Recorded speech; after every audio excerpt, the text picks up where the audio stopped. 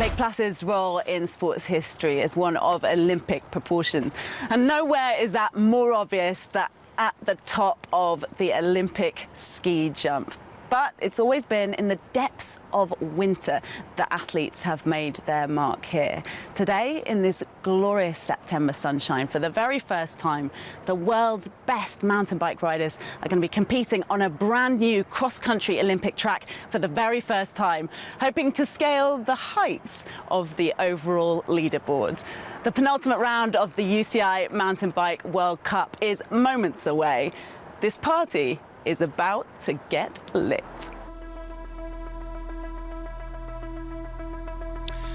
So it heads up into the tree line, really big, long, sloggy climb up to the highest point, then into some really fast turns, back down through, there's sort of a mini bike park section, through the tech feed zone. There's one technical set of woods, really wide the whole way around here. The second tech zone's back in towards the paddock and pits area, and then a really long start-finish straight. Should it come to a sprint, but it is uphill, so not the easiest of run-ins. And the lights turn green. Alan Hafferly makes a good start in the centre, but Simon Andreasen and Martin Vidari from either side of him both get a really strong start. They're all the way cleanly as they head up the first hill for the first time. Yeah, the start always important. One start loop plus 8 laps. So very fast lap times, less than 10 minutes today. As they in a perfect conditions the course is. Yep.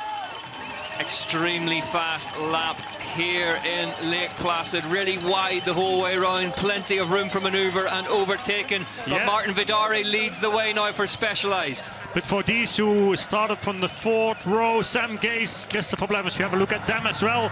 It's more difficult for them to come to the front.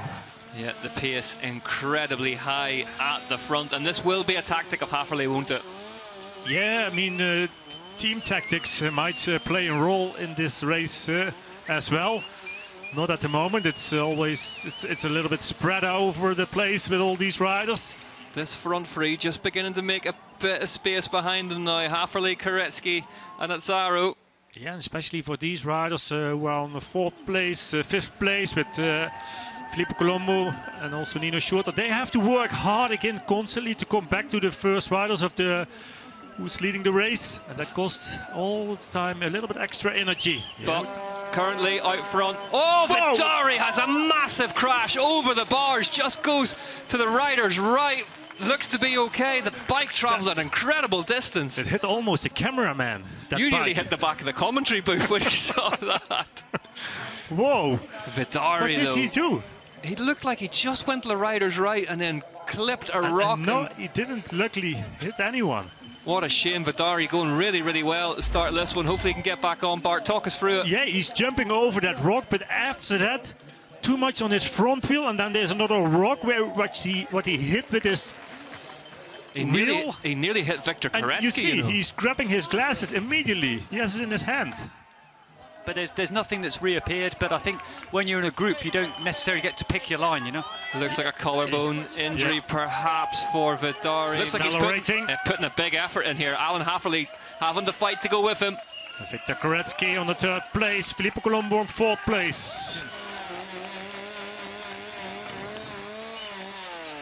Matisse Azzaro taking a little bit further outside. Why was that? Yeah, it's currently Hafferly out front. Yeah. Looks like maybe a problem or puncture for Azzaro. He's losing a lot of speed. He's overtaken by a couple of riders. Yeah, it's a rear flat, I think. A rear flat for Matisse Azzaro. But in this single track section, he's still going to pedal, and it's going to be hard for the riders. They're going to lose some ground. It's not that far anymore till the tech zone after this, that part next to the lake. You always look on the bright side of things, Bart. That's what I like about you. Cup half full attitude. Here he comes. Even more time to get here. There he is. Steps away from the bike. Pressure's on the mechanics now. That's a tough one to swallow for Azzaro. Leading into the downhill. Look full of fight. And now all you can do is wait. I mean, even with a quick change, it's the rear as well, so it takes a little longer, but 30 seconds or so he's going to lose. Yep, Axel comes out, new wheel goes in, Axel goes back in again. And he's away. Matti Cesaro leaves the tech feed zone, but he's lost a lot of time.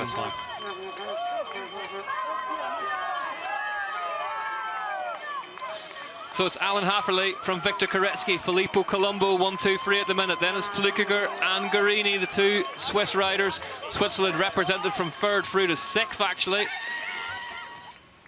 Guarini just in that Bianchi colour, kind of Celeste top, the Bix rider just on the left side. Moves to the front now, Guarini. But I think we're going to see a bit of a scrap for this rock garden. They all want the front in that for the descent. Meanwhile, out front, Guarini, Brido, Colombo, top three. Then it's Hafferley and Koretsky, welded together as always. Andreas and Schurter, Flukiger, Saru and Dubois, your top 10. Guarini, though, plugging away. Christopher Blevins on the 15th place at the moment.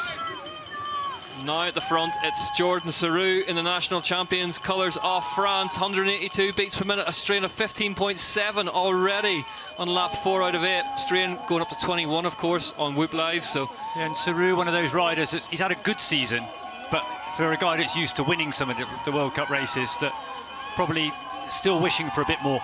I think so too, yeah. It's a high strain for this early in the race, but definitely working hard, Saru. Once you add the speed into it, everything's technical. And speaking of speed, Koretsky attacking at the front, and it's Saru that's with him. Now it's getting stretched out. It does immediately. And it's Hafferley who was struggling. The first rider in that line to let the wheel go is Hafferley on it. He's coming in for Hafferley comes in for a technical problem. For the rainbow. We're just trying to see what it is. It looks like a rear wheel. Yeah. Two mechanics working on it. Hafferley holding the bike.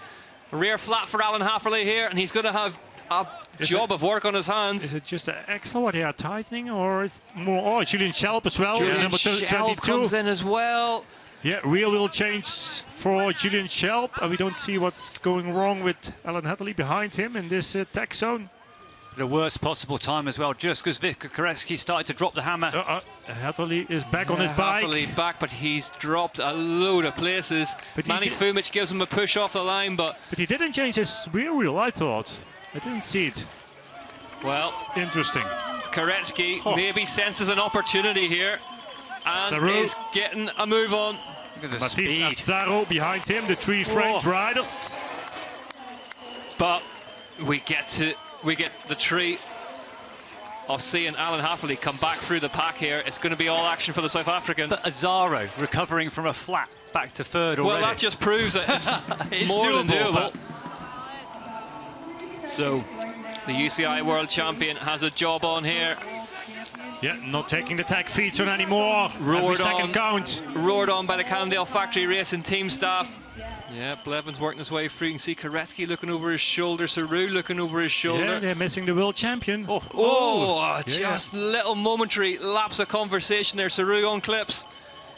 Yeah, if they look back over their shoulder, of course they're moving lines a little bit. Saru lost 3 or 4 spots in there. Strange little break of attention there. They all had a little look but they look back over their shoulders, so they move probably a little bit outside on the same time.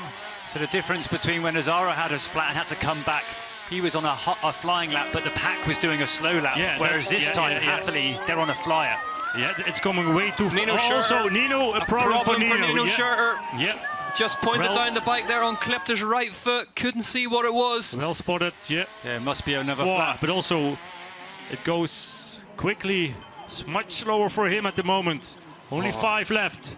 High attrition rate here in Lake Placid, taking its toll on bikes and riders alike. It's Flukiger, Koretsky and Colombo now your top 3, but is it front yes. Flat, and that is a miserable feeling. But quicker to change.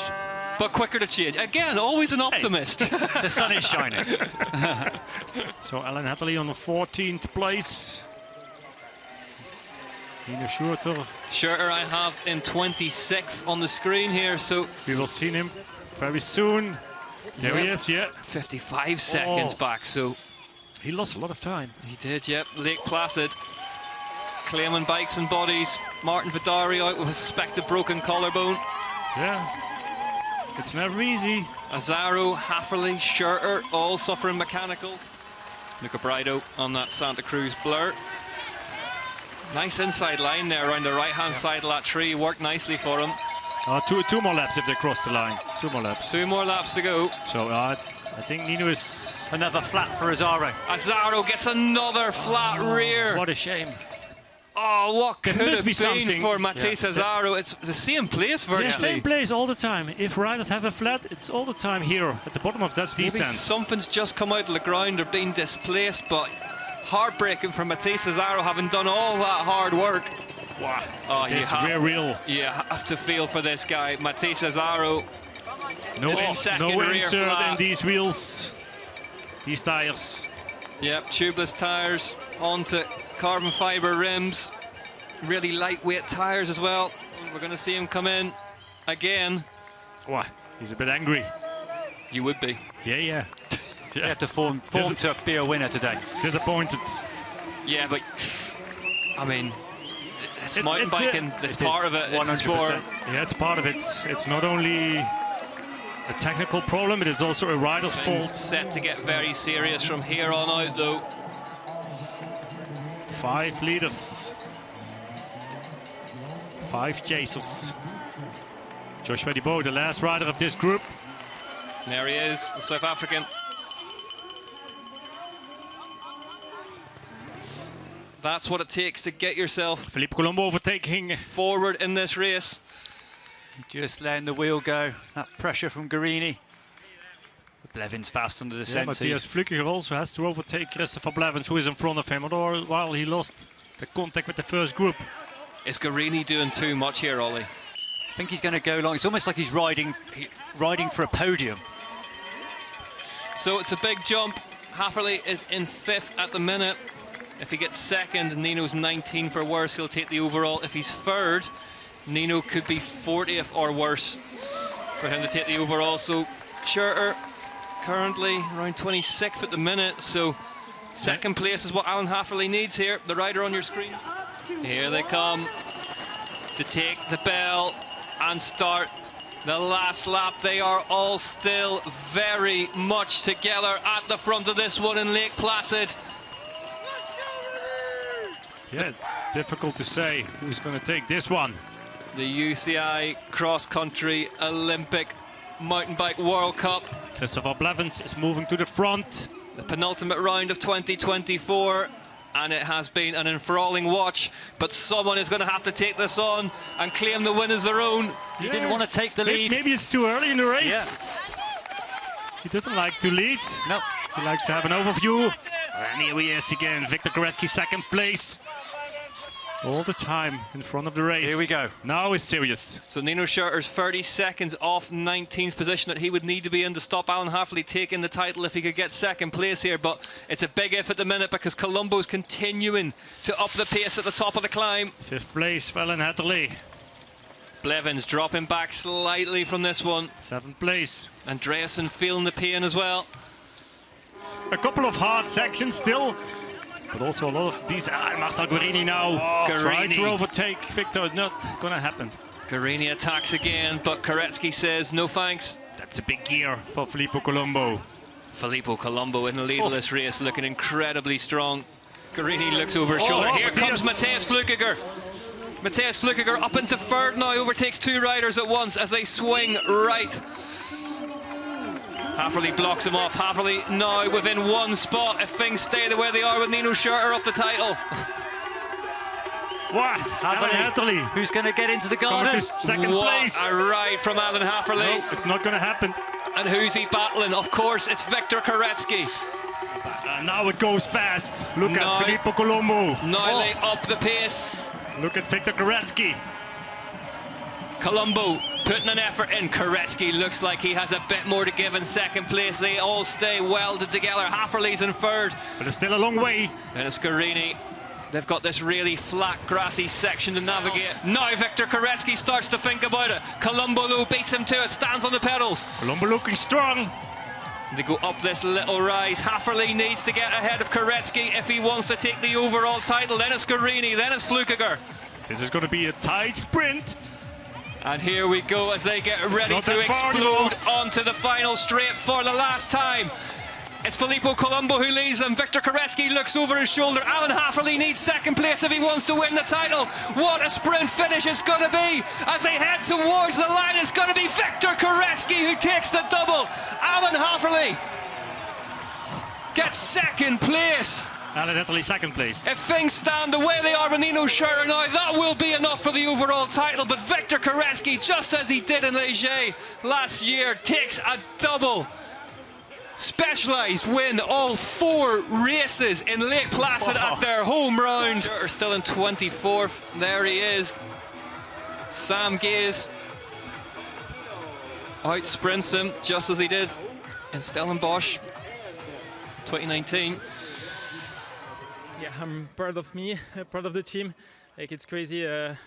4 races and 4 wins. Sorry, on one weekend. It's amazing for Specialized. So, yeah, we want to do the same next week, and then we can do some party all together.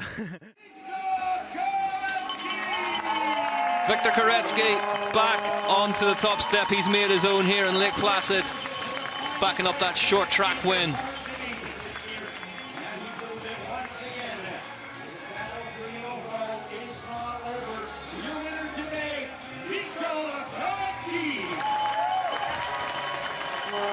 Koretsky.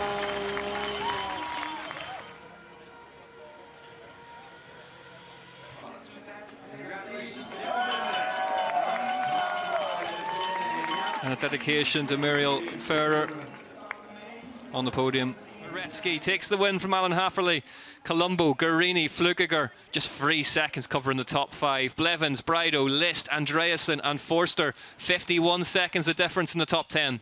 259 points the difference between Hafferley and Koretsky. Colombo, Schurter, Flukiger, Schwarzbauer, Blevins, Gaze, Brido, Andreasen